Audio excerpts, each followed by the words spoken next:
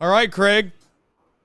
It's our first time up, baby. It's our first time up. What's up, man? Got rid of that bum, Nick Kirby. Got him out of here. Get out of here, Nick. We don't need you See if anymore. we can't find a way to win this game. I'll turn my TV down a little bit. That way it's not blaring through the headsets or the speakers at every home in America. See if Overall, we what can a pick up 2 wild dubs game. without Nick Kirby. Yeah, we need 2 dubs without Nick Kirby. Backs up against the wall. We need them all. Kind of a wild game, man. Kind of a wild game. Kind of one of those games where your emotions were in it, and then they kind of left a little bit because you're just like, oh, man, this is how it's all going to ultimately end. And then, sure enough, as we should expect, Craig, this team fights. They fight. They fight. They fight. They're not supposed to win, and they continue to find ways to make yourself believe again. So here we are, and you had a quick question. You were asking the question of whether or not you think they're going to go to Diaz here in the bottom of the 9th, and I was of the impression that I don't think that they should, but I think they will, and didn't really get a chance to ask you that question because we were getting ready to go live. I guess your thoughts on that? Well, it'll be a big decision. I mean, David Bell trusted him enough to put him up against the heart of the lineup for Pittsburgh on Sunday after 2 back-to-back pretty miserable outings. So, you got to hope that as a closer you can kind of put things like that behind you. And I think David Bell's probably of that mindset right now as well. But at the same time, David Bell's been managing a little bit different than he has been all year for the past couple of weeks. And he's been a little bit unpredictable, to say the least. So nothing will surprise me out of him. But if I'm managing, I'm probably putting Diaz out there again and hoping that he can close the door. And, the Indians have 9-1-2 coming up. So don't want to throw a scrub out there and let the top of the lineup beat you.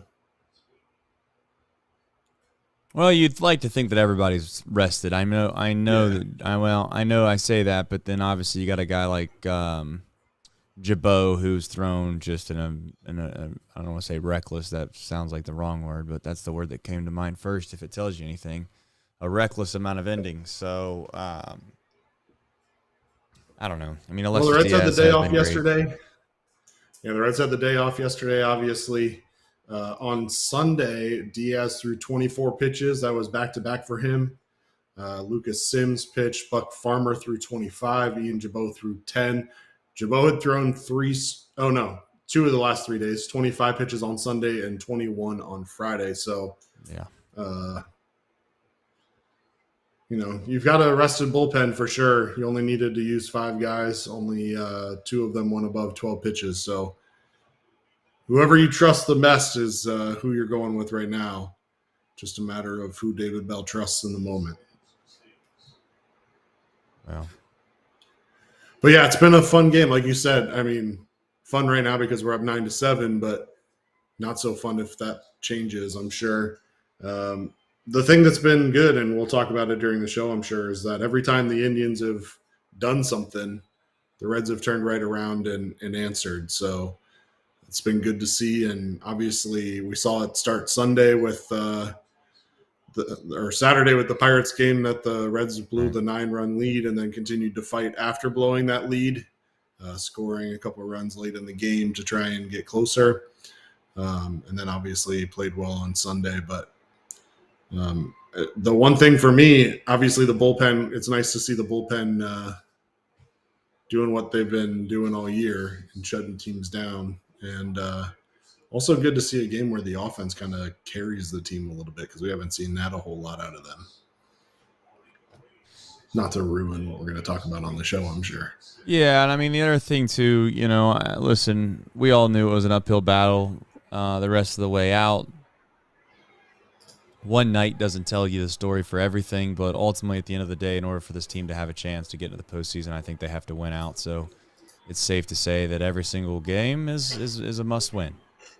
It's a must-win. Yep. And we're not getting any help tonight, unfortunately. The Braves, they just don't want to help out the Reds in any capacity whatsoever. They're down 6-0 to the Cubs. And then, of course, the Arizona Diamondbacks just put up a big crooked number, and they lead 8-4 which was against the White Sox, they were just down 4-3 to the White Sox, and now they are up 8-4. So, is it demoralizing? No. Would you like to get a little bit of hope? Would you like to get a little bit of hope right from the start? I'd like to say the answer to that would be yes, but we'll see. I mean, would have been nice, but the Cubs are throwing Justin Steele, probably a Cy Young candidate this year in the NL. Snell may end up winning it, but Steele will probably be top 2 or 3. So, if you thought the Cubs were going to take a game from Atlanta, this was probably the game that they were going to take, as Joey Votto draws his 3rd walk of the game, for those of you watching at home with us. So, yeah, I mean, the Braves just have not been kind to the there you go. 6-1. The Braves haven't necessarily been kind to the Reds this year, having been swept by the Marlins a week or so ago. But if they can take 2 out of 3, and then the Cubs have to go from there to Milwaukee. Milwaukee doesn't have a ton to play for at this point.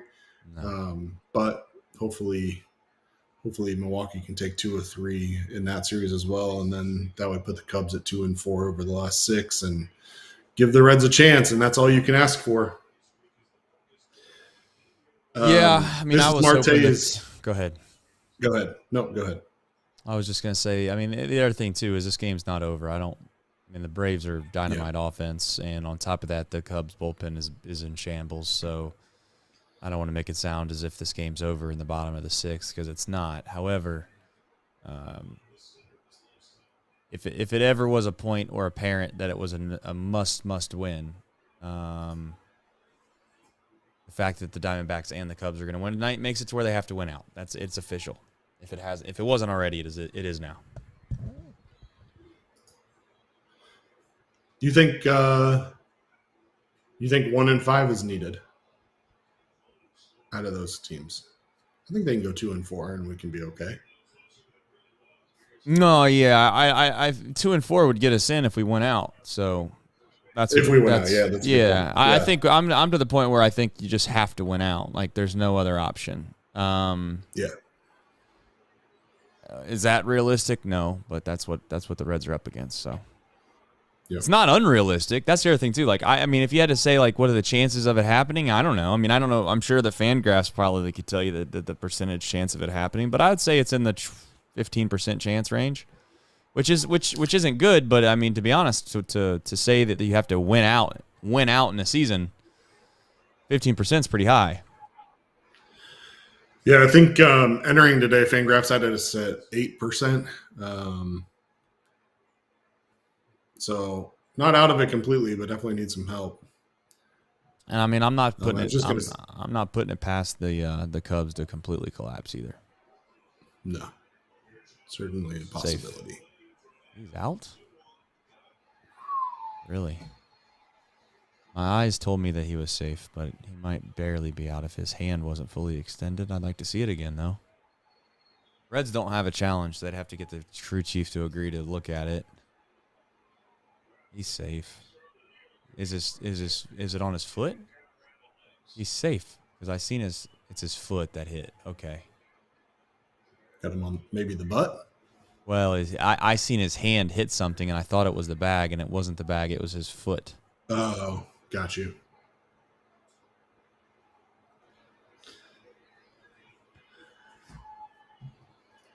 Chad, is the microphones okay? I just want to make sure before we get going. We got a new setup here. Just want to make sure that I assume you'd have already told us if we weren't good, but are our levels and our microphones working? That's all. Thank you. Tell you what, there's a lot of players on this team that I'm looking forward to watching. TJ Friedel's going to be interesting going into next year. That's a guy that we never probably expected in a million years to play as well as he has this year. Man, I'll tell you what, the Braves are a good team, man. Golly. I mean, they're not getting anywhere right now, but every time I look over, they're hitting absolute missiles down the lines, and they're just barely foul.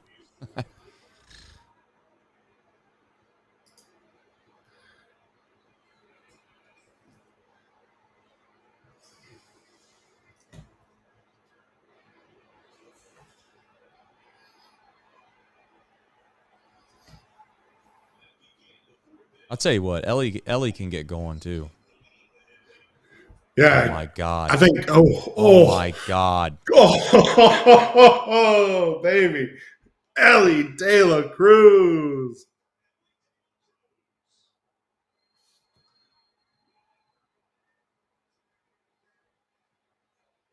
467 feet, dude. Shut up. Holy cow. How's the chat reacting to that one? Holy crap. I don't know. I don't have the chat up.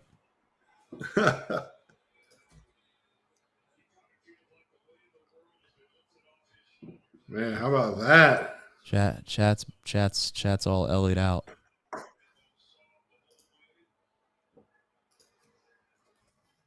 Damn, dude. All I had to do is say, like, what the hell is Ellie doing at the beginning of this game? He's done nothing but hit doubles and home runs now. Well, that first at bat was hideous. I just don't understand. Like, I watched that first at bat and I was just like, what exactly is he doing right now? Like, he's not even, it doesn't even look like he has a plan. Well, now I don't know what you do. I guess you throw 119.2 off the bat. You have to go Ellie.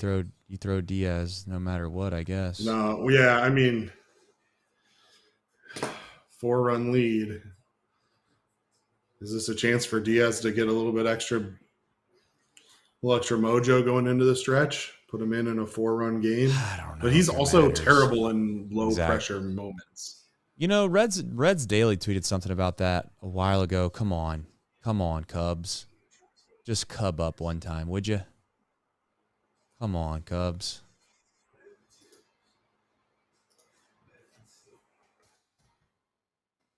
All right, boys and girls.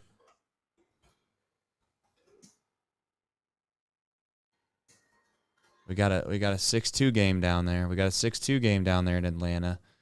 Cubs scored 2 runs here in the bottom of the 6th. It's 6-2, and there's 2 men on, 1 out. And then we got a guy named Ozuna at the plate who's a pretty good hitter. I've heard of him before.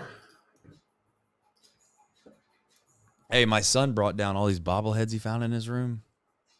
Oh yeah, and there's some atrocious looking guys. I mean, with all due respect, man. Look what they did to my man Sammy. I don't know who made this, but look what they did to my man Sammy. Like, this is disrespectful. Look at this. Look at this guy. Hold on. I gotta turn the light on. That's supposed to be Sammy Sosa? Yeah. Hold on. Let me show you what they did to my man Sammy. This is disrespectful.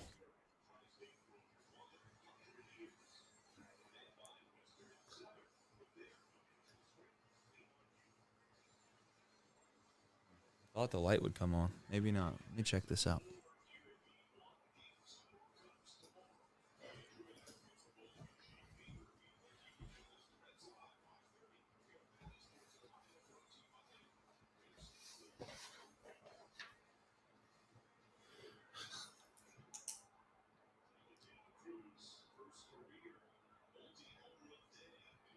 First career multi-home run day.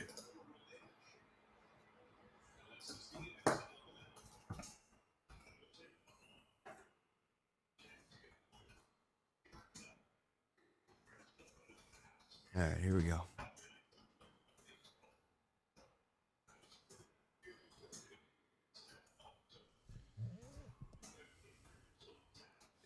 think they're going to the bullpen in Atlanta. I think they're going bullpen. They're going Sir Diaz.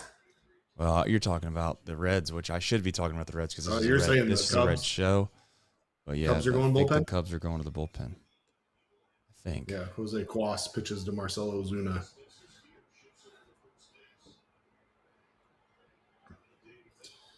Ozuna coming up with runners on first and second. That's disrespectful, people. I mean, come on, man. See how close I can get that before it loses its luster.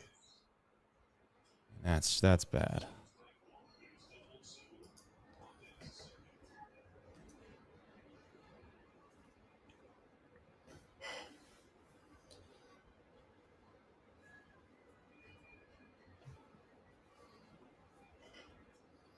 We got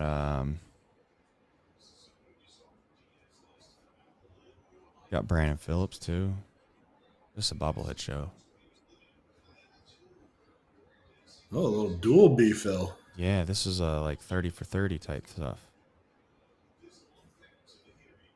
Like most bobbleheads, it doesn't have the bats, I don't think, anymore. And I'm sure there's an arm missing somewhere. Anyways. All right, I'm back locked in. I'm sorry, chat. I'm back locked in. You're good.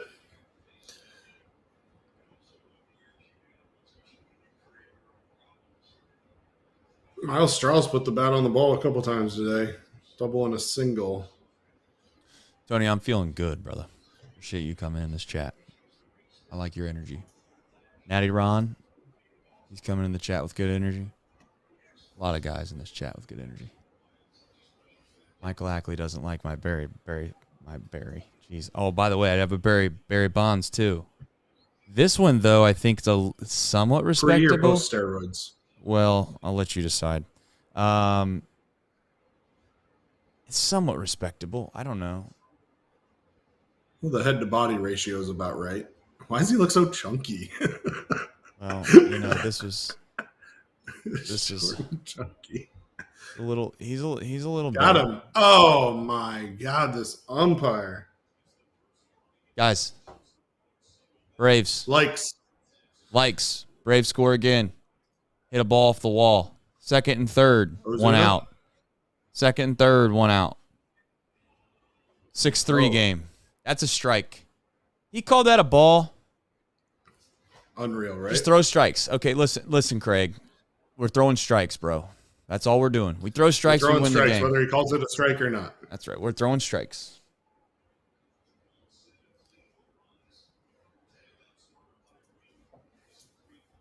All right. Likes on the stream, folks. Likes on the stream, please. Please, please. If you like us at all, if you hate us at all, if you love the Reds, if you hate the Reds, if any of those things are true that I just said, or you're indifferent on all of it, then please like the stream. Golly, I'm watching too many screens right now. I feel like Kirby. No way. Get out of play. Golly. Damn it.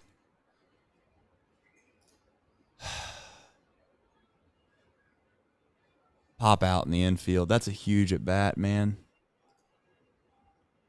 Got the Braves reeling. You're talking about the Braves again. I know. I was like, are we not lined up again? We're lined up. Also, why are you calling for a ball to get out of play? I know. Confused. The other thing I'm not doing that Kirby does really, really well is this. Update. Oh, the game. Yeah. I'm terrible at this.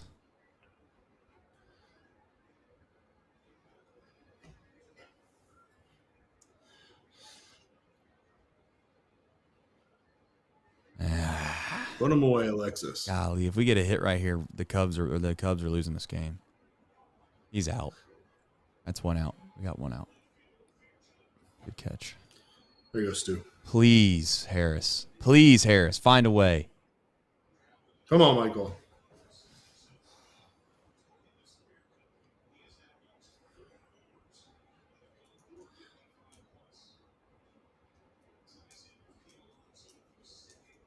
Come on, Braves. And Reds. I don't want to say this guy. I'm not trying to. No, he did not. Thank you. Sorry. I'll let you know what happens in the Braves game if something good happens. That's another out. That's 2 outs. Stu. Yep. Good catch. Here we go. 2 outs. Let's go. Keep throwing strikes. Should be 3. That should be it, Trace. Yeah, it should be. Should have been it. But it's not. It's not, Craig. That's not how it works. We got 2 outs. I need to put it on the boom boom update. Look at that. 2 of them. 2 outs. There we go. Look at you. No problem. Multitasking. Big hit from Harris. Come on, Harris. Do something good. He struck out looking on a pitch that was right down the middle.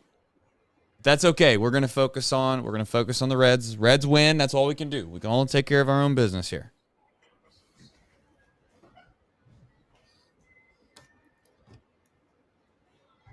Braves scored 3, though, in the bottom of the 6th. I don't want to make it sound like they didn't do anything. I was just hoping they were going to score 6. We'll take a 3 spot. I was looking for 5 or 6. That's all. All right, let's finish this one first. Let's worry about our game. Shut it down, Diaz. Yeah, the old field goal difference. Love that.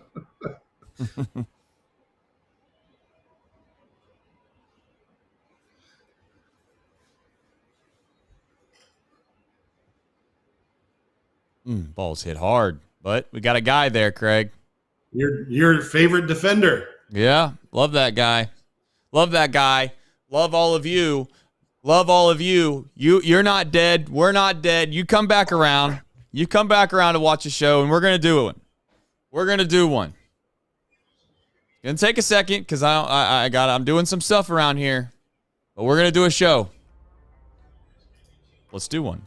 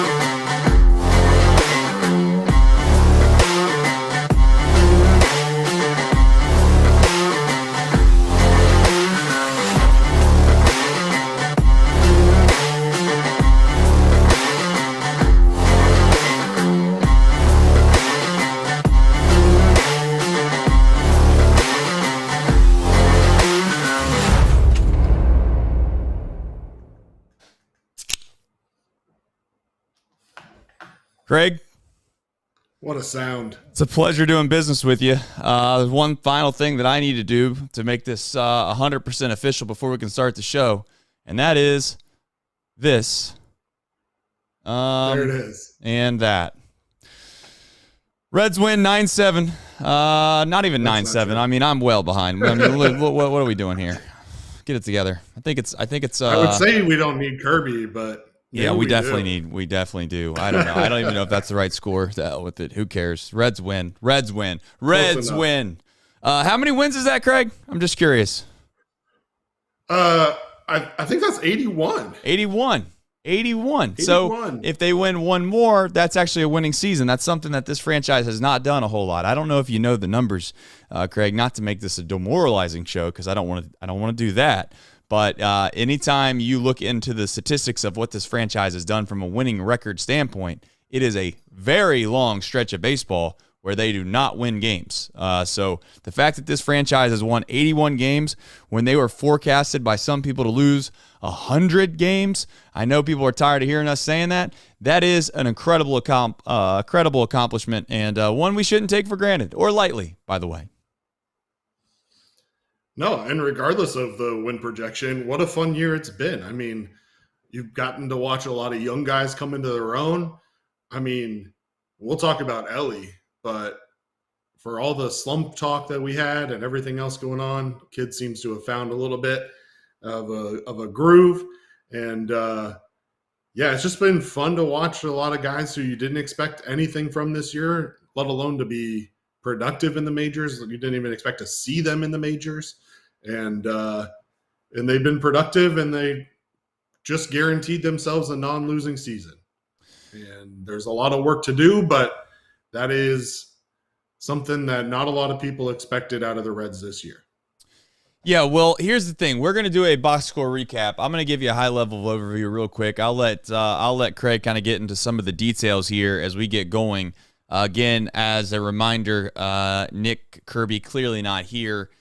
Doing this on the fly is not the easiest thing to do. I know Ellie at this point now in the box score recap here really quickly would be three hits. That would be 2 home runs. That'd be 4 RBIs and 3 runs. Luke Maile with a big-time game today, Craig, 3 for 4 with the home run, 3 RBIs, a big home run to kind of get things back on track. CES, I think, with the biggest home run of the game, bombed on the left field line. He went 1 for 4. TJ Friedel hit another home run tonight. That's his 4th straight game with a homer. He scored twice. Hunter Green, pretty disappointing. Craig, 3 innings pitched, 8 hits, 7 earned runs. 7 earned runs, 1 walk, 3 Ks. If I told you, Craig, that Hunter Green was going to start this baseball game, he was going to go 3 innings, give up 8 hits, 7 earned runs, we would without question have called it a season. Without question, called it a season.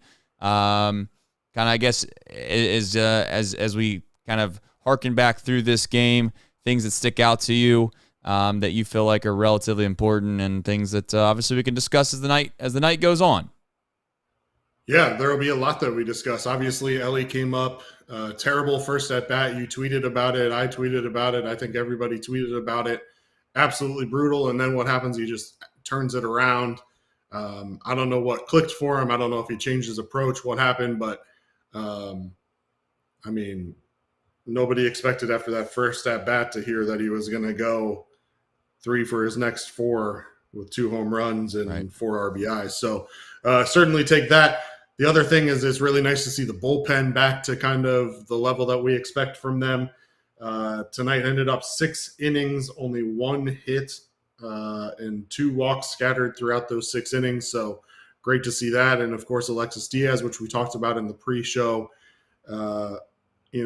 after a couple less than ideal outings, his last 2 now have been much better and back on par with what you expect for Alexis Diaz. So all around, with the exception of Hunter Green, positives up and down the box score today.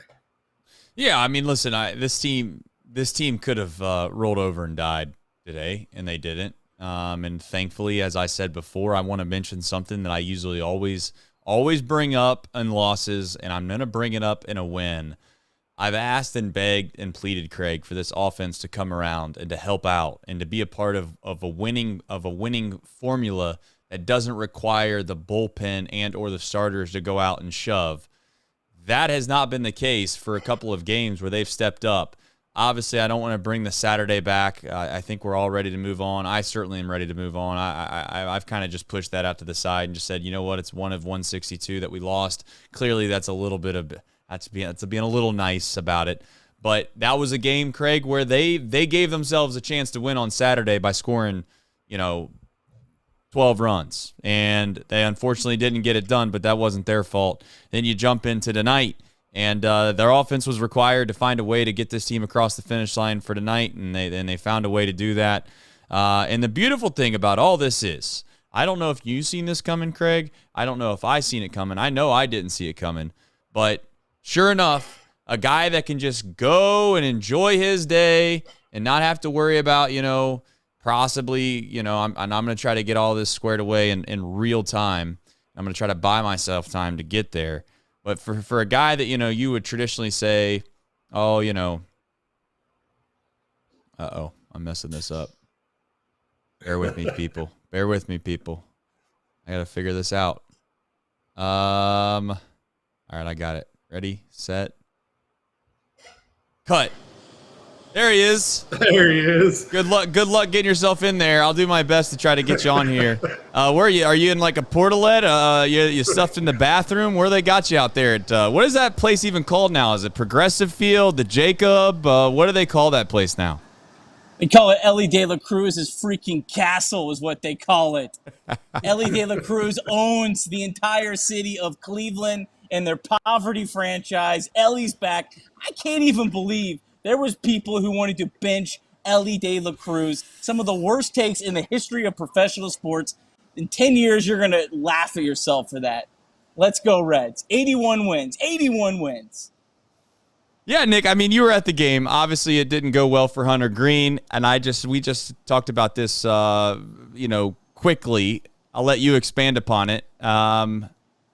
your overall impressions of just the way that the game went, and then what did you think was the turning point in the game that allowed this Reds team to get themselves believing again? Well, yeah, I mean, look, Hunter Green has pitched his tail off down the stretch. He deserved the team to pick him up, and they picked him up. I thought there was just a lot of really good at-bats in this game. The Reds left a couple runners on base. I can't remember what inning it was, but they kept grinding, and that's kind of when this Reds team's been at their best. They grind out at-bats. They make the pitcher work. They get into teams' bullpens. They make them throw several relievers, and you do that, and you're able to have some success. And Elly De La Cruz, man, what a night. What a night. Nick, we talked about it at the time. We talked about it at the time, but Elly had a miserable series against Minnesota. He had a less than ideal series against the Mets. And we talked about it. There was an off day on the 21st, and the Reds had a chance to give Elly a day off on the 20th to kind of get him rejuvenated and refreshed. Since then, he's now got 5 hits in the 4 games since. He's scored, what's my math on this? He's scored 6 times in that 4-game stretch. Elly has a chance to really provide for this team down the stretch, and he doesn't. I mean, tonight he did it with the long ball, but it's also good to see him get a nice solid base hit in the 5th inning too. He must be seeing the ball well. Yeah, he had a couple walks in a couple of the other games recently. Kind of games where he didn't have a hit, but he had some competitive at bats, and that was a curveball he hit out, wasn't it? The 119 mile an hour moonshot that I think broke a seat or something. Was that the hardest hit ball ever for the Reds? It might have been. Hey, really quickly, I know this sounds wild. We just got a $100 super chat from Michael Rolfe. And listen, I'm going to be relatively serious for a minute. I know this is a fun show, and we make this fun a lot of times, but just kind of stopped me in my tracks for a second. So I'm going to read it, and then I'm going to do something that usually we would never do on the show. But Michael Rolfe sends in his chat and said, the Reds win. I'm requesting good vibes only / prayers. If you are religious, send over to Children's Hospital for my son. Life is short. I love you all. I love this chat, and I love Chatterbox Sports. Sorry I've been absent for a few days, and this one belongs to the Reds. So I know that this is kind of maybe a little weird. Nick's out in the middle of the stadium or whatever it is. I'm going to spend 10 seconds here real quick. If you are religious, by all means, I know, like, for 10 seconds, we can all stop what we're doing for a second. Michael's been a very, very, very loyal person to this chat and this show. He's been very nice and generous with his super chats, but that's not really the reason for this. If you want to say a quick little prayer, we'll do 10 seconds of just silence here for a half a second for Michael and his son, and we'll say a little prayer and or some thoughts.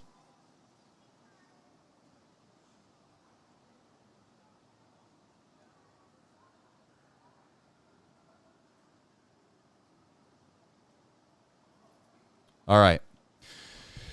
So I know that's tough to come back from. How you segue from that, I don't know. But it is a good reminder that obviously when we get in here and we're all upset and we're mad about whoever it is that didn't play well, or we're happy that somebody played well, that life is short. We do love all of you. I can't tell you how much we appreciate there's this many people that watch this show and love us, and we love you just as much. I can promise you that. But again, that one kind of stopped me in my tracks. Michael, I hope everything goes well, man. I really do.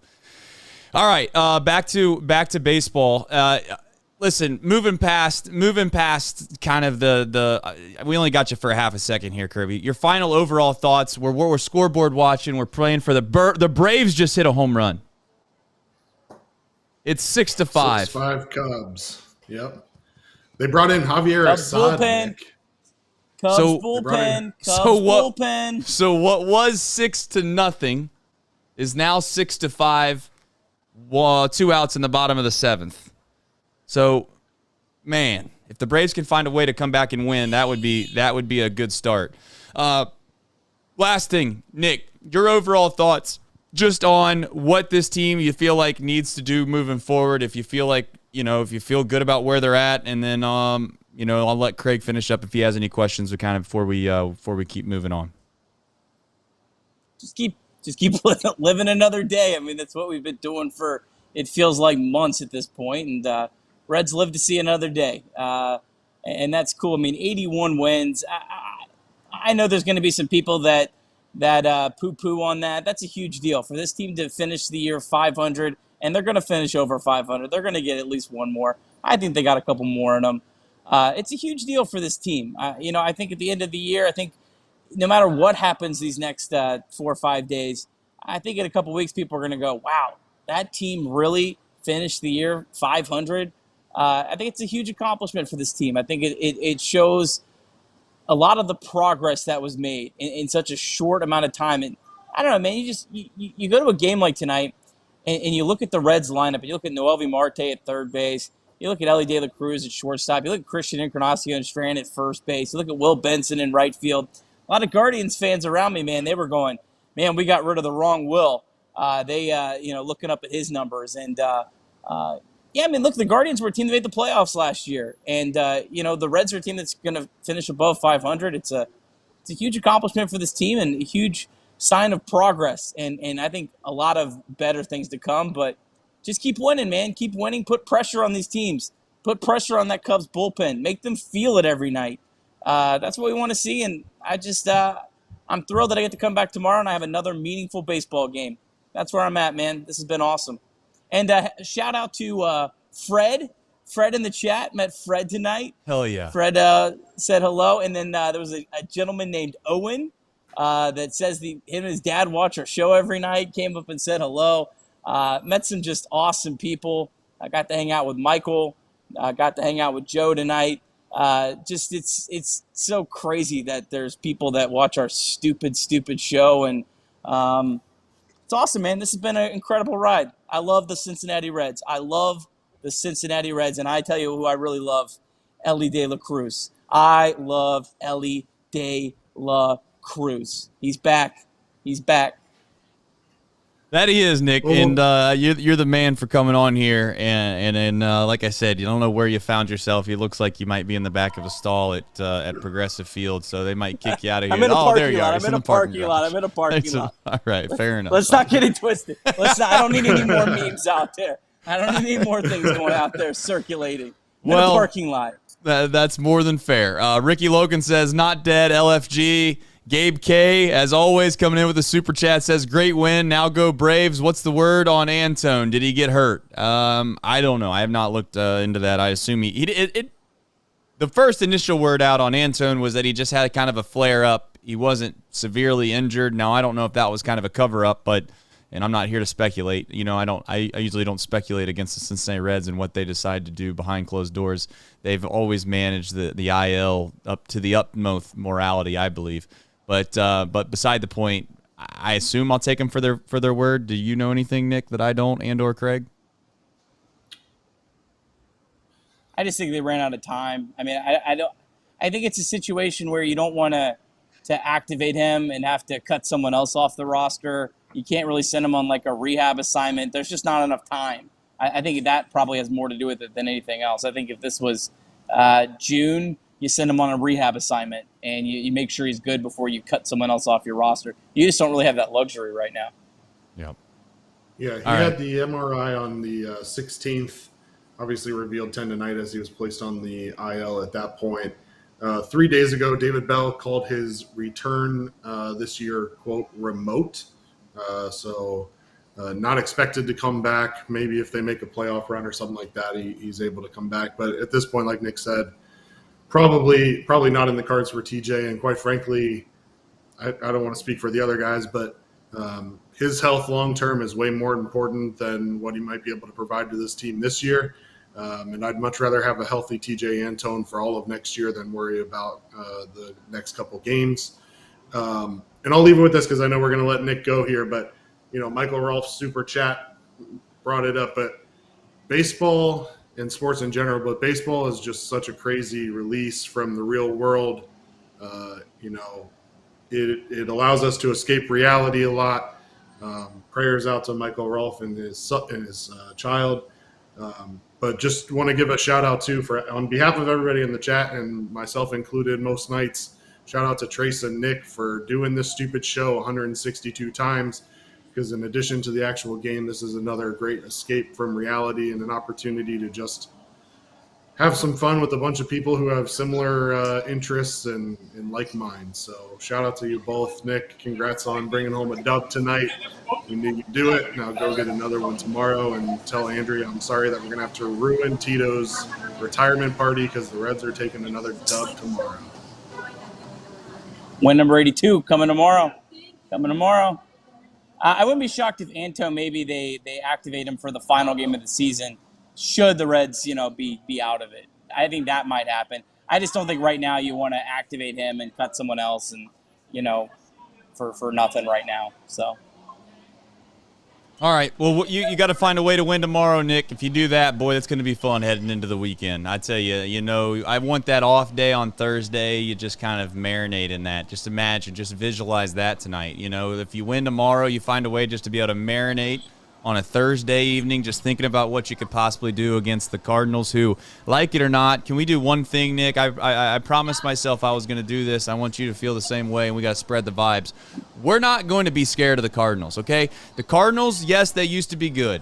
The Cardinals, yes, they used to be kind of the prototypical franchise that you'd want to be. But they're ass right now. They're trash. That team sucks.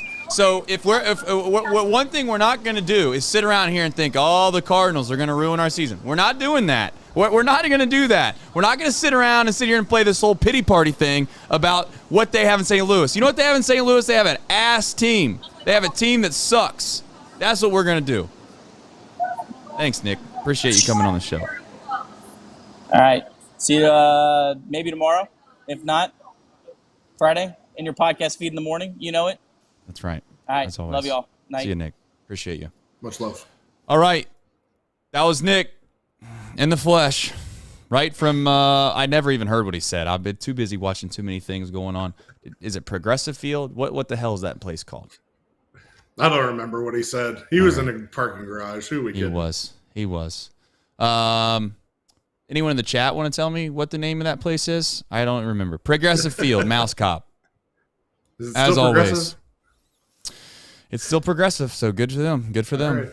Right. Someone called this the smartest post-game show in America, and then we can't even remember the name of the baseball field where we just played. So who's that? not so much. Whoever said this was the smartest one is probably Xander. They enjoy themselves. They enjoy themselves some things that they usually can take in edible form and or smoke.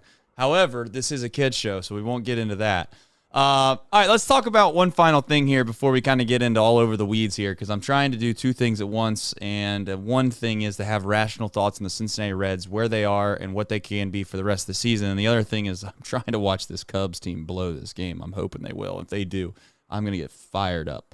Thank you, Xander, for the super sticker, by the way. I think that might be the first super sticker we've ever gotten on this show. Here's where I'm at. I genuinely, people think I'm just saying this to say it. I don't think the season's like dead. Even, I guess I'm so naive, Craig, that even in my mind, I think there's a small chance where they can lose one more and still get in. That's what makes tomorrow, to me, so intriguing. Because if you could find a way to win tomorrow, then you get yourself in a position to where you can win a series and still have a chance to get in St. Louis. And if you sweep in St. Louis, I have a strong feeling you get in. Because again, the Cubs tonight, you would like to think if they were supposed to win any of these games, Craig, tonight's the one they need to win. And it's not over yet, but I just have a hard time believing they're going to take 2 or 3 from the Braves and take 2 or 3 from the Brewers. Yeah, we said it in the pregame show that Justin Steele was throwing tonight for the Cubs. I mean, if the Braves were going to drop a game in this series, it was going to be tonight. But yeah, I mean, you look at the races. The Reds currently sit with 77 losses in the loss column, and really that's what you got to look at. Miami sits at 75. They were postponed tonight. They have the Mets and the Pirates left. Both of those teams have been feisty for the last couple of weeks. The Reds saw it, obviously. this past weekend. So there's no doubt that Miami can lose 2 or 3 more games out of those 2 series. Chicago is obviously at Atlanta right now, and then they're at Milwaukee after that. It'll be interesting to see how invested Milwaukee is in that series, but at the end of the day, they may be motivated by playing spoiler a little bit, which is weird to say about a division winner. But then again, Arizona has to play Houston for the last 3, and Houston, quite frankly, is in a dog race for the AL West with the Texas Rangers. And so they're going to be going all out for that last weekend as well. And so there's no doubt in my mind that 77 for sure puts them in the conversation if they were to win out. I still think 78 gives them a really good chance, but obviously they'll need some help. At the end of the day, I think the Reds have to ride this offensive output that they've been able to get over the last couple of days, hope that their pitching can give you a little bit and keep you in ball games. But at the end of the day, when the teams that you're chasing have schedules like they have, and you have to go up against St. Louis, and they announced it today, but we kind of assumed that Adam Wainwright's not going to throw again this season. So the Cardinals really have nothing left to play for. They don't even have a game where they have to like send Adam Wainwright out on a high note. Like they're done for. So the Reds, yeah, like you said, certainly an opportunity to win out here. If they do happen to drop one, I think there's still a chance, but the optimist in me says that they're going to end up this season with 77 losses. Yeah, I'm not opposed to that train of thought. My only thing for those that are in the chat that are saying it's over, be realistic. I mean, listen, if we were going to be realistic, then we would have probably gotten ourselves in a position earlier this year where we said there was no chance for this team to do really anything at all, and we would have given up a long time ago, and we certainly would have never decided to do 162 shows, post-game shows, when they were supposed to win 64 games. So if I wasn't going to be realistic then, why would I be realistic now? And then I would argue it's more realistic. May I beg the question, what was more realistic? The Reds on September 26th not being mathematically eliminated from the postseason, or the Reds to win their next 4 games? I mean, it's not even close, Craig. The Reds to win their next 4 games is much, much better chance than them being alive on September 26th before the year started. So if you're going to ask me to be realistic, how about this? No, not going to be realistic. I'm going to sit here and watch the Cubs hopefully blow this game. They stranded a runner at second base. They're heading to the bottom of the 8th. They are winning 6-5. They have a terrible bullpen. They're reeling. They just won 3 one-run games at home against the Rockies, and I know they swept them, Craig, so it's hard to sit here and say. But I watched this Cubs team, and they're the team that I feel the best about. That's the team I feel the best about to give us a chance to get in. And all as a reminder, for those that don't know, that haven't watched the show every night, and that's fine if you haven't, no big deal.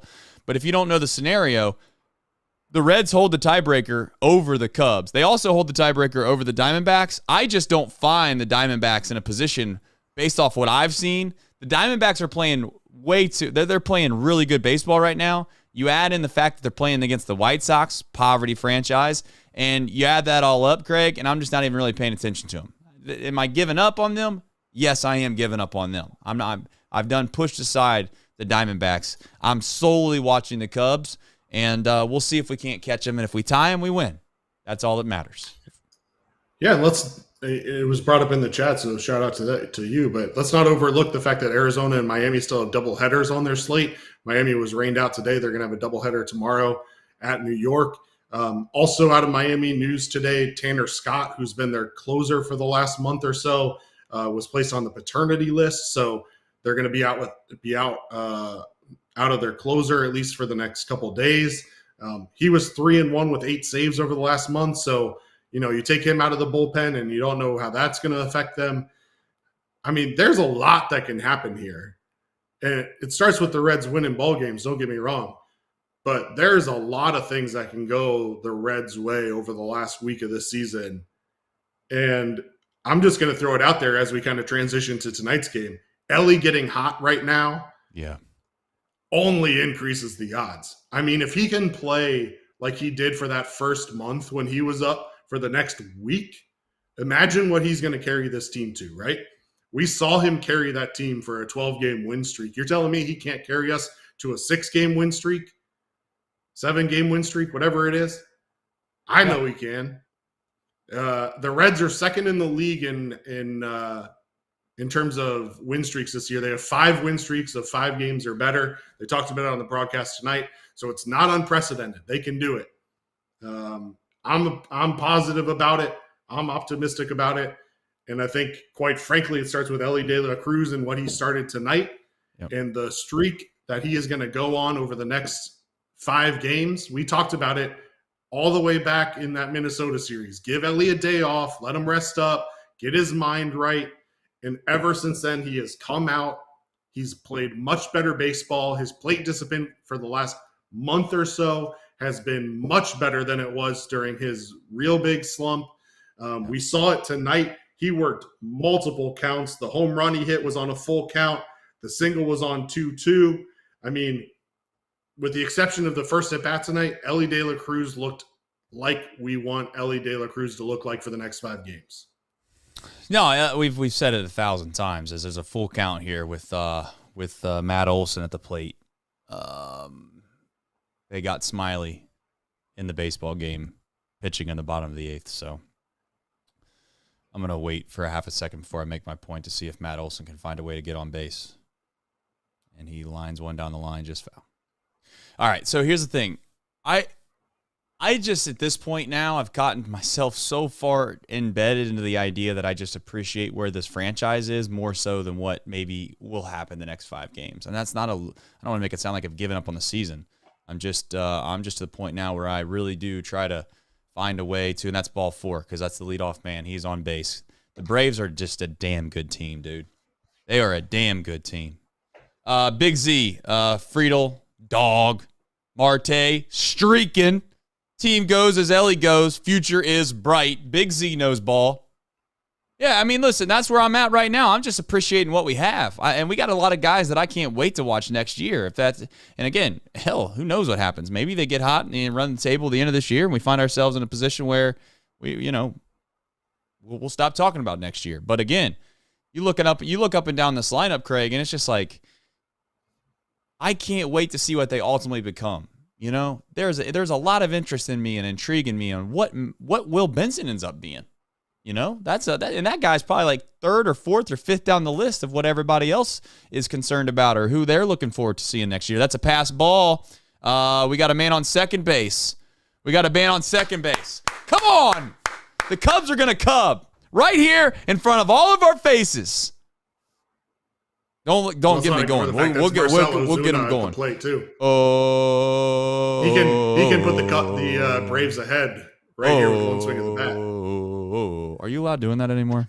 I don't know. I know that's like. They still do it, but whether or not it's frowned upon is maybe a different question. Yeah, gotta be careful. But look, the future is bright, like you're saying.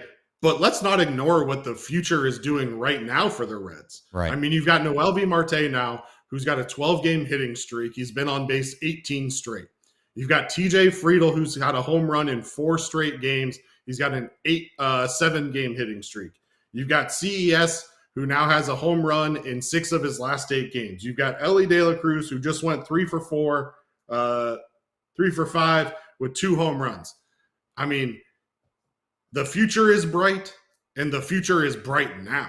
Like, not only are they going to be carrying this team down the road, but what they can do down this final week is impressive. And we're not even talking about guys like Spencer Steer, who had a triple tonight in a big moment. Jonathan India has been struggling a little bit, but if he can get hot, obviously that's helpful. Joey Votto on base 3 times tonight in classic Joey Votto fashion with 3 walks. May have been helped on a couple of them, but that's classic Joey Votto. And if he can continue to get on base and provide a spark, that's beneficial. And we haven't even talked about Luke Maile yet, who was 3 for 4 with a home run. And he's not even like, quote unquote, the future. But if you can't get excited for this team down the stretch, you got to check your pulse. Like everybody in the chat who wants to say that the team's dead, they've been dead for a week. whatever. Get your negativity out of here, quite frankly, because I'm excited and I have positive thoughts, and I think that this team can get to the playoffs. Yep. So here's what we're gonna do. Untraditionally, we are gonna watch the rest of this. We're gonna watch the rest of this game together here with the Cubs and Braves. We'll watch it. It'll be a little fun watch party. Nick would probably have this whole thing figured out in regards to the little ticker thing. I'll let you know the situation. It's 2-0 on Arcia, and there's a man on second base. Matt Olson's on second base with one out. Unfortunately, Ozuna decided to strike out, not get the guy to third base. So that's where we're standing right now. Is, as a reminder, the Reds sit 2.5 back of the Chicago Cubs, but they do hold the tiebreaker. So if they tie at the end of the year, the Cincinnati Reds would go to the postseason. Yes, they still do have to jump the Marlins. I don't want to forget about them, but the Cubs are really, I think, the most realistic team to probably fall. And we'll find out if they do right here in front of our face. Another pass ball, baby. Guy at third base, Matt Olson, that's 2 pass balls. So if you're watching at home and you don't know what's going on, you're just staring there, you're just staring at me, let me tell you what happened. Smiley walks Matt Olson. Pass ball gets him to second. Ozuna strikes out, 1 out with a guy on second, and now we have another pass ball. It is 3-1 to Arcia with a man on third base, 1 out. The infield is drawn in for the Chicago Cubs. Smiley comes set. And the 3-1 is inside, ball 4. Men are at the corners with 1 out in Atlanta. And the Cubs bullpen is reeling. Smiley's looking for the gods, but the gods aren't answering. You want me to give you a play-by-play the whole way through it? I'll do it if you need me to. It's not going to be great, but I mean, I'll try to do it. Also, if you're like, what the hell is going on right now? I'm tired of watching this. I don't feel like watching this. There's probably, if you like football, Caskey's Clickers going on the other channel right now, I do believe. But unfortunately, we are not getting off this stream. Unless Craig has to. Craig can leave. He's allowed to leave. But we're not getting off this stream until we watch the Braves come back and do this. We can do this. We're scoreboard watching, boys and girls, on September 26th as well. Lefty on lefty match. Runner into first base. Lefty on lefty matchup. Harris is up. Swings at a terrible pitch in the dirt. That's just not good. Michael Harris has to be better. He is 2 for 3 on the day with a double and a single. And they are now playing double play depth. And Wall is pinch running at first. I wish I knew his name at first. I don't know his name. I know his last name's Wall. So that's what you got. The 0-1. Smiley. Another slider in the dirt, and Harris is lost. What a lost cause this guy is. Golly day, man. The Braves, can you do something good for once? Like, Smiley's not thrown a strike, and Harris has swung at 2 pitches that aren't even close. I mean, they're not even close. What a disgusting at-bat this is so far from Harris. And Harris swings at another ball in the dirt. That's 3 balls in the dirt in a row from Harris. Swings and misses on all 3 of them. Wall did steal second base, so there was no double play opportunity. So if he'd have just put the ball in play right there, ladies and gentlemen, Cubs would have surrendered the lead. But here we are. Here we are. We have Sean Murphy coming to the plate. He's 0 for 2. And he walked in the 7th. He is from Dayton, Ohio. See if he can't send home a prayer to the boys from Ohio with us. What a huge hit this would be. I feel like either the chat's ahead of me or the chat's always ahead. Ball outside. 2 balls, no strikes. Smiley, I don't think, has thrown a strike in what seems to be 12 pitches. Thankfully, Harris, for the Cubs fans, swung at 3 pitches that landed 45 feet. Sean Murphy. And he swings. That must be a nasty pitch because he swings at a ball in the dirt on 2-0.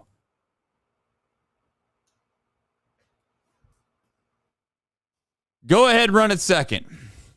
Tying run just 90 feet away. Cubs players can't look to watch in the dugout, and the 2-1 on its way to Murphy. Grounded foul.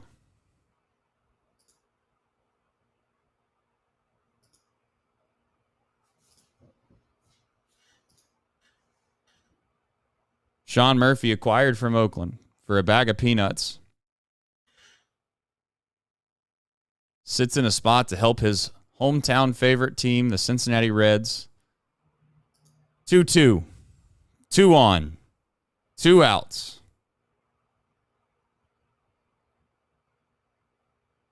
Ball 3 in the dirt. Full count. Runners will not be on the move because there is nobody at first.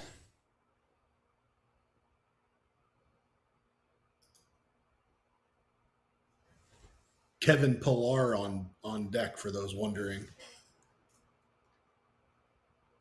At this point, I'm just hopeful that the Braves are going to swing at strikes. The 3-2 on its way. That ball is lifted to center field, and it is going to be. It's going to be dropped. It's going to be dropped. It's going to be dropped. The Cubs suck. The Cubs. The Cubs dropped the fly ball. What a freaking play. What a play. What a play. I don't believe what I just saw. A routine fly ball to Suzuki. He couldn't understand. There was a miscommunication. Google translation did not work. They could not find a way to make it happen. The Cubs have blown the lead. The Braves lead 7-6.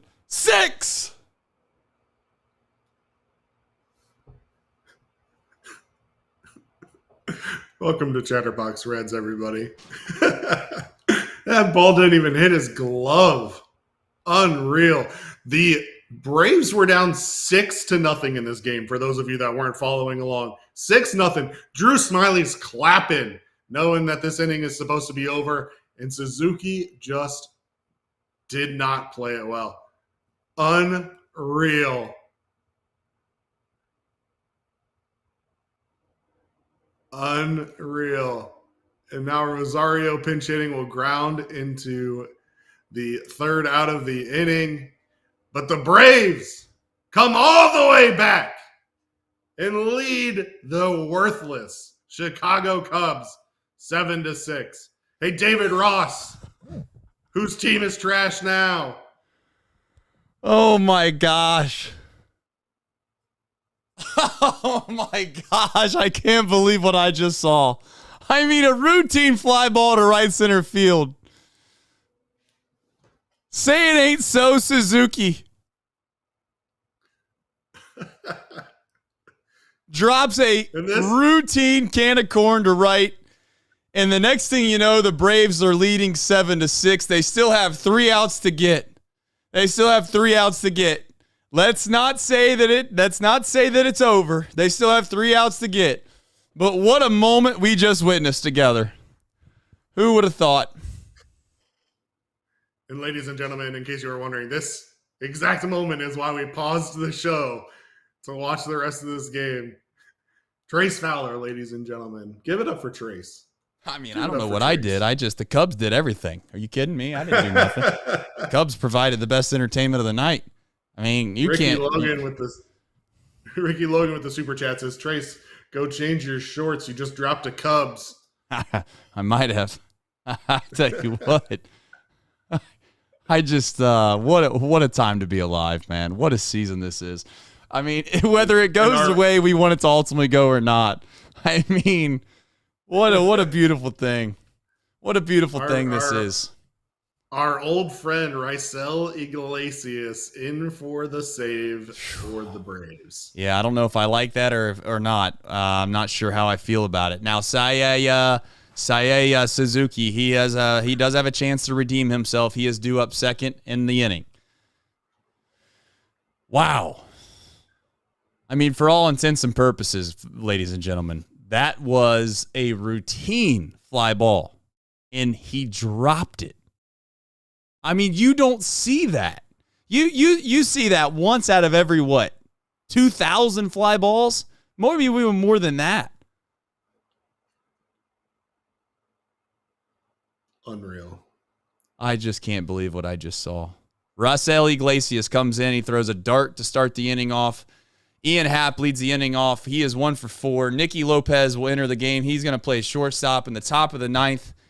The Braves lead 7-6. Iglesias with the 0-1, misses outside, evens the count at 1-1. The Tomahawk chants are loud and proud in the ATL. The 1-1 on its way. It's downstairs. Iglesias, a man known for control problems, is hopeful that those don't appear tonight. Ian Happ looking for the 2-1. And that ball is downstairs. The thing that you want to do. The thing that you want to do in a game is the walk the leadoff batter when you have a 1-run lead. That's what you're looking to do. Ian Happ swings at a ball on the outside part of the plate, and the Braves catch it. A lazy fly ball to left, 1 out. That brings up the man of the hour. Man of the hour. Mr. Suzuki, beloved in the north side of Chicago right now.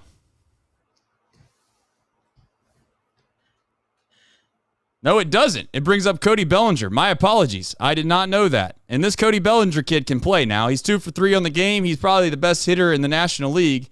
And here we go. Iglesias with the 1-0. Throws a dart down and in for a strike. No, they called the first pitch a strike?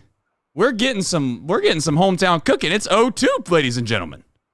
I'm not good at this play-by-play thing. I don't know how the hell they called the first pitch a strike. That's like impossible to call. But here we are, 1-2. Raisel Iglesias trying to do his hometown team a favor. His favorite franchise, the Cincinnati Reds. This is not confirmed. It's my opinion, of course. Jeff Frazier says we're way ahead. We're way ahead. We're way ahead.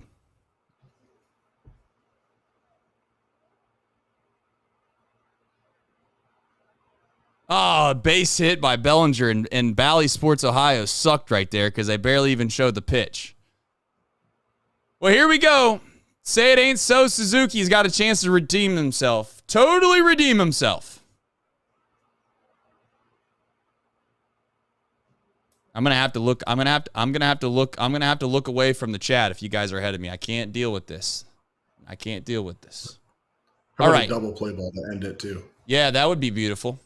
All right, here we go. Back to play-by-play. Suzuki 2 for 4 on the day. Takes the first pitch, a called strike on the outside corner. That's a 95-mile-an-hour heater.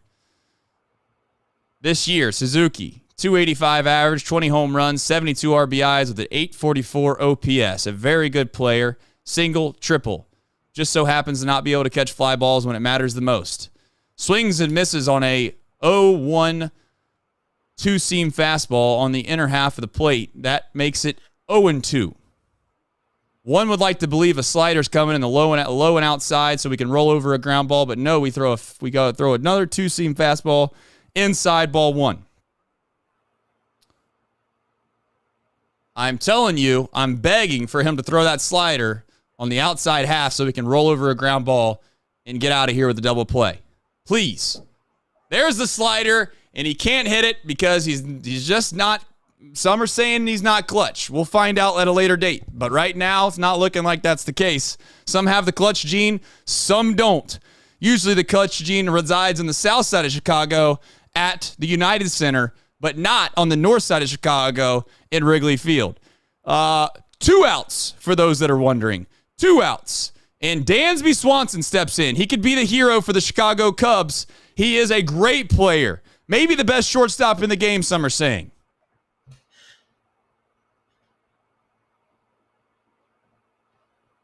The 0-1 is swung and missed. Dansby Swanson steps in with the 0-1. He grounds one to the left-hand side, but it will go foul. No balls and 2 strikes. Ladies and gentlemen, if you lose a game like this, one could imagine how that could be so devastating that you decide to pack it in for the rest of the season. That's not mine. That's just what I've heard. 0-2 to Dansby Swanson. Rosell Iglesias gets the sign. Rocks. Delivers. Swing and a miss. Swing and a miss. Swing and a miss. Dansby Swanson strikes out.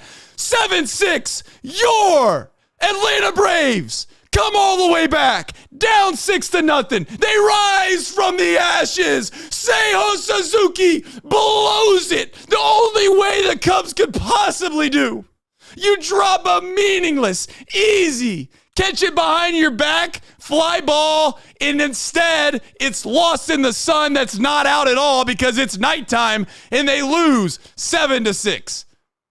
Craig, what a time to be alive. If the Reds make the postseason, great. If they don't, so be it as well. I just watched the Cubs cub about as hard as one could. I mean, that is a devastating loss.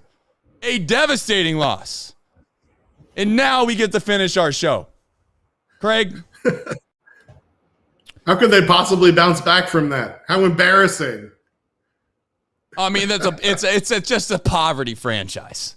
It is. It's honestly a shame. It's honestly a shame that they have such a ballpark that's kind of neat. But outside of that, what a poverty place that is. I mean, wow. You talk about cubbing. Ladies and gentlemen, if you did not see the fly ball that was dropped, you will not believe it. I mean, oh, man. Unbelievable. Okay. Up next. Now I have to figure out how to do a show. How the hell do you want me to do a show after that? I can't do a show after that. I'm going to try my best. There's two things that we need.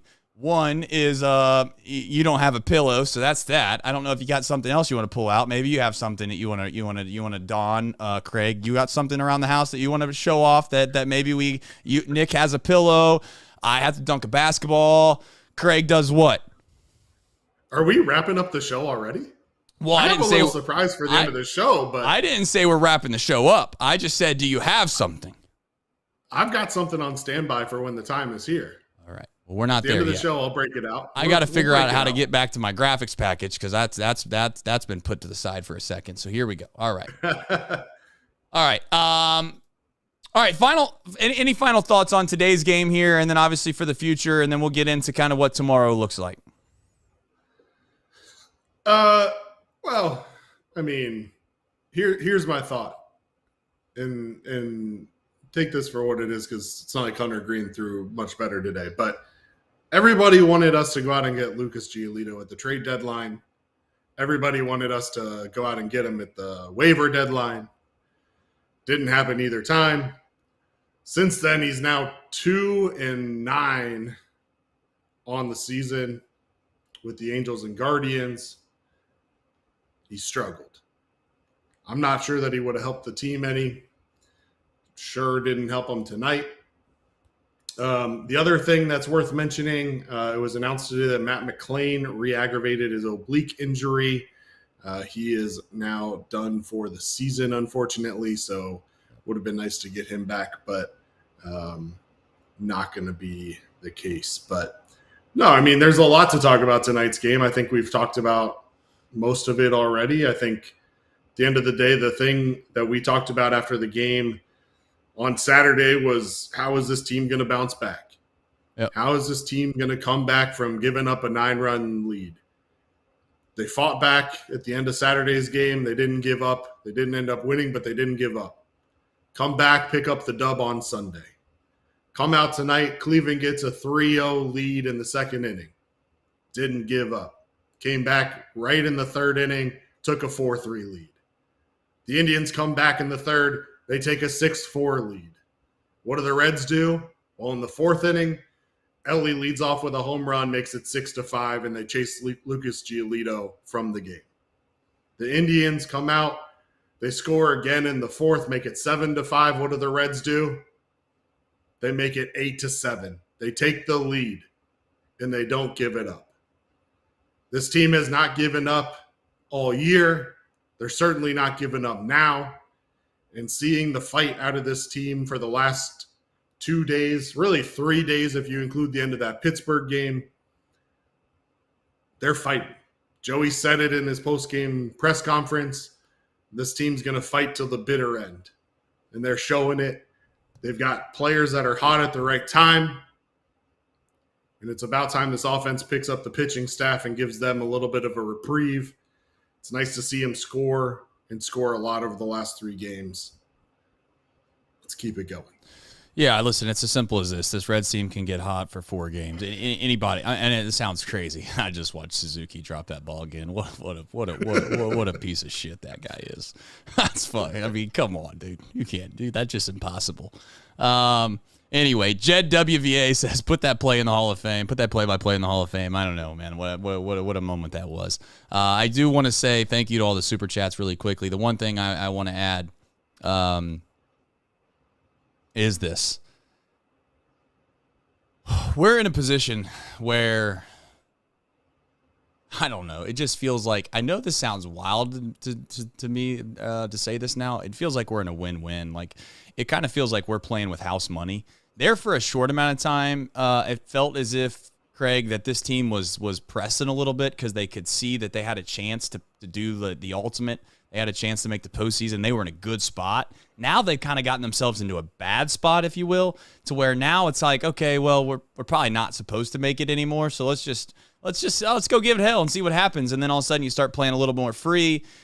Tonight you find a way to break through. You score some runs. We'll see if that can continue over. It might not, but it might as well. I don't know. I mean, that's why we're going to continue to watch. But as Nick has said, and I'll continue to say it as well, is we get to watch this team play one more night of meaningful baseball. For whatever that's worth, that's where we're at. You continue to find a way to win, and you just keep playing another meaningful baseball game the very next day. And it feels like tomorrow is another huge swing game. They win that game tomorrow, you could find yourself on Friday looking up and being one game back heading into that series. And you got to like your chances when you're playing against the Cardinals. I get they're the Cardinals, and everybody has this little stigma maybe about them, about who they are, blah, blah, blah. But they're not a very good baseball team this year. You got a chance to take it to them.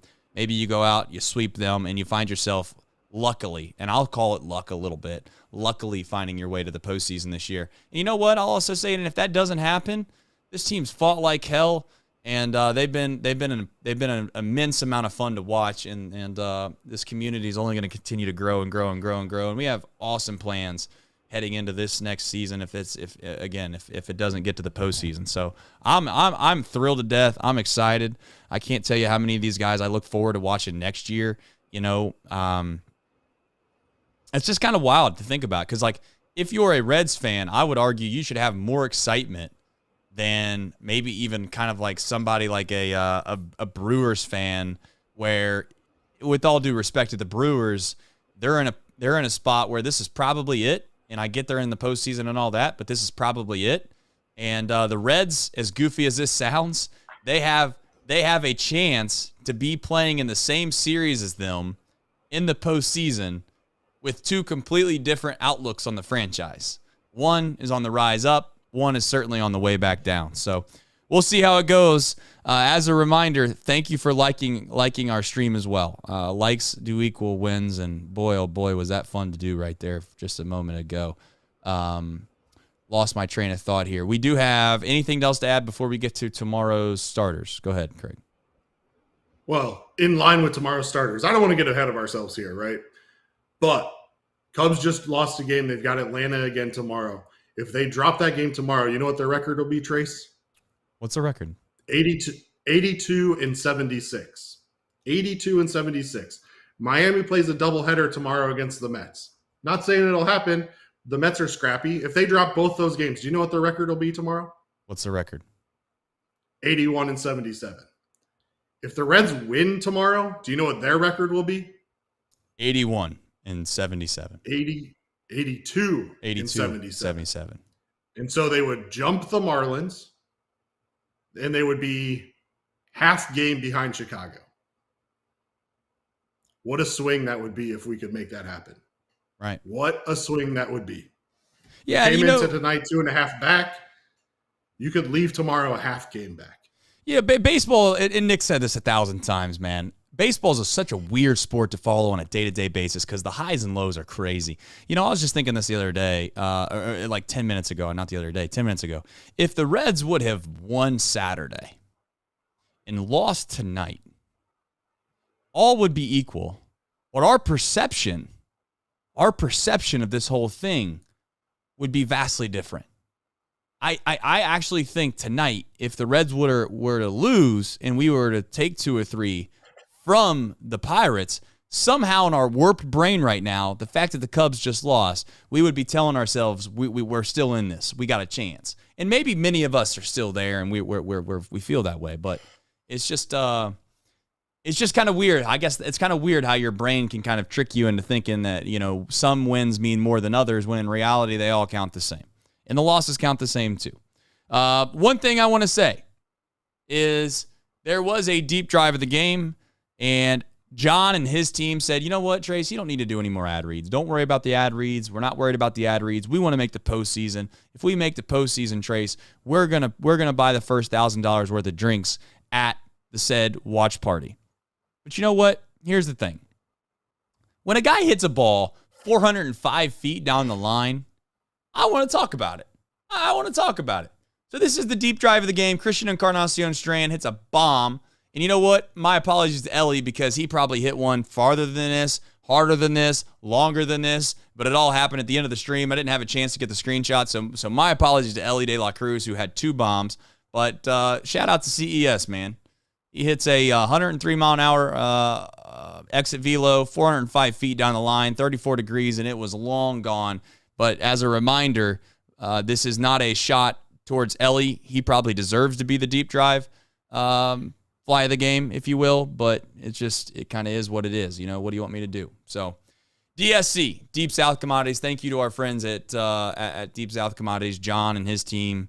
They are a leader. They're a leader in renewable energy. So biofuel production, specializing in used cooking oil collection, aggregation, and sales.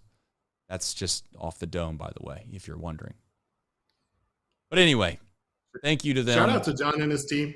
But yeah, hey, they're I don't see any reason why we can't have 3 deep drives of the game. So even if you don't have a graphic for it, in the 4th inning, Ellie De La Cruz home run to dead center, 108.3 off the bat, 420 feet. And then later in the 9th, play an add-on. Get this, 119.2 off the bat, 467 feet.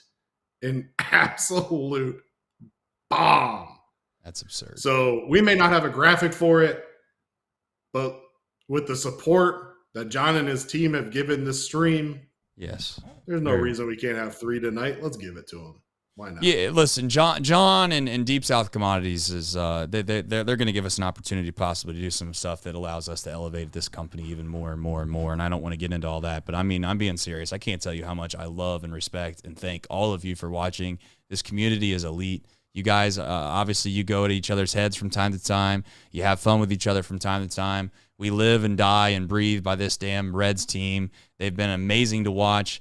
We all have just taken it all in together. Some of you have been here from opening day on. Some of you found out about us during the 12-game winning streak. Some of you found us probably on social media with some stupid clip you seen, and you're like, I don't know, I guess I'll watch that show. And then you come on here and you think that it's somewhat interesting and you hang around for a little bit. And if you hang around here for just a little bit, you start to realize that we don't take ourselves all that serious. We do try to be relatively informative. We try to be fun, funny. I don't know if we're funny, but we try to be entertaining. And at the end of the day, I just can't tell you again how much we appreciate all of you and you guys spreading the word, telling other people about the show, listening to the podcast every single morning. All of it matters. All of it matters. And man, what a nice night this has been. Didn't expect this at all, to be honest with you. I looked at the score, 6-0 Cubs. I looked at the Reds score. They were kind of fighting for their lives, if you will, and they came back, rallied back, Craig. They win 11-7. Cubs lose 7-6. And what a wild night this just was. Tomorrow's starters, for those that are wondering, this is the part of the show where I am trying to multitask. But tomorrow's starting pitchers. we will have Andrew Abbott, and hopefully he gets back to his old self, if you want to call it that, and he can kind of give us some innings. This bullpen is somewhat rested, Craig, so I still feel somewhat confident if we have to go to the bullpen relatively early, but at the same time, I'd prefer not to. And we got Bieber going for the Guardians. He is 5-6 with a 3.9 ERA. And you have Andrew Abbott. Obviously, he's 8-5 this year with a 3.7 ERA. Both guys with 100+ strikeouts on the season. That can be seen on Bally Sports Ohio.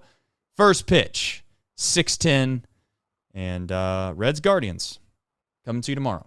And as always, we'll be back here better than ever again, Craig. Why? Because Nick's going to the game. Hopefully, he can find a way to give us a win. Any parting thoughts before you bust something out and then I dunk a basketball? Shane Bieber making his second start after a long IL stint. First outing against Baltimore, 5 innings, 6 hits, 4 runs. Fraley, 2 for 5 with a homer and a double off of Shane Bieber. Votto, 4 for 13, 2 doubles, 3 walks. So look for a left-handed heavy lineup from the Reds. Shane Bieber 3-0 in his career against the Reds, 3.5 ERA. Obviously no starts against them this year. So looking for the Andrew Abbott of old. Last 10 starts, 2-3, 6.15 ERA after his electric start to start his career. So like you said, if the bullpen can continue to throw the way they have, then let's be comfortable in turning the ball over to them. But also, let's have this offense continue to hit the ball like they have. Love to see what I saw from Ellie tonight. Lots of other guys have been hot for pretty much the entire month of September. So September's not over. Let's keep it going. And quite frankly, don't wake me up when September ends because it feels like a dream, baby. It definitely does. It definitely does.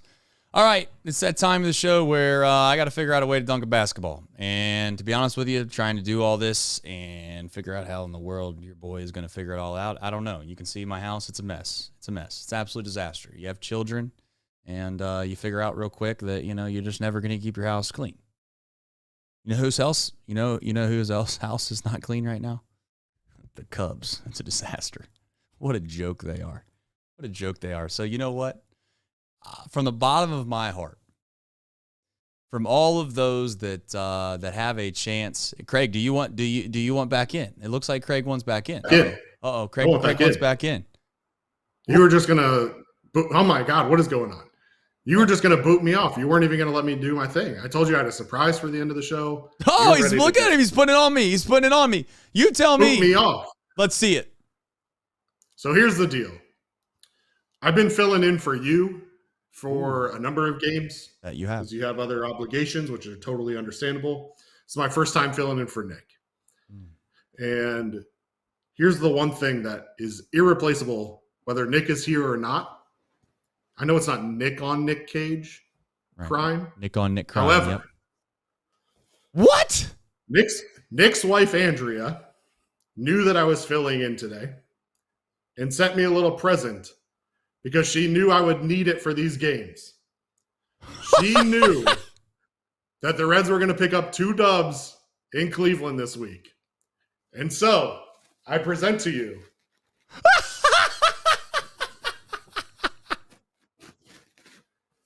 what a Craig show! What a show! What an elite show this is! Holy smokes, man! I look forward to doing that again tomorrow. Now you can dunk a basketball. Holy shit. Nick's wife is a goat. Dude, this is an all-time show. Have you ever seen more surprises? Dude, there's not more surprises on Christmas than this. Come on, chat. What a wild time to be alive. I can't believe I just saw that. I can't believe we're here in the United States of America. And I can't possibly believe that I just got to witness one of the all-time collapses by the Chicago Cubs. You can't make it up. It only happens to them, it feels like. Now I get it. The Reds just had a bad day on Saturday, but I don't give a damn. I've done long forgotten about that. But I'm going to dunk a basketball, and I want to tell you again, we love you. I appreciate y'all. I'm dedicating this dunk to my man, Suzuki. This is the Suzuki dunk.